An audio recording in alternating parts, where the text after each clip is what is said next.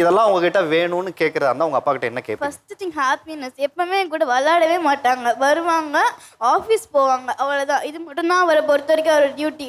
ஆனால் அது மட்டும் கிடையாது. எங்களோட கொஞ்ச நேரம் டைம் பண்ணா கூட போதும் எனக்கு தெரிஞ்சு. உங்க அப்பாவோட பேர் என்னம்மா? மதிவன். மதிவாணன் சார். நீங்கள் ஆர்மியிலேருந்து எத்தனையோ உயிர்களை பாதுகாக்க, இந்த நாட்டை பாதுகாக்கிறதுக்காக நீங்கள் ஆர்மியில் இருந்துட்டு வந்திருக்கீங்க.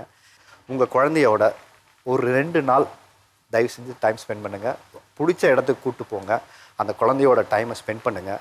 இந்த ஷோ மூலிமா வா தமிழாவோட மூலியமாக நான் வைக்கக்கூடிய என்னுடைய ஒரே சின்ன கோரிக்கை, உங்கள் பொண்ணு இன்றைக்கி கண்கழங்கி இங்கே பேசுனது வந்து, அப்பா எனக்கு இதை வாங்கி கொடுங்க, அப்பா எனக்கு அதை கார் வாங்கி கொடுங்க, அப்பா எனக்கு வீடு வாங்கி கொடுங்க, அப்பா எனக்கு இதை செய்யுங்க அதை செய்யுங்க, எதையுமே கேட்கல.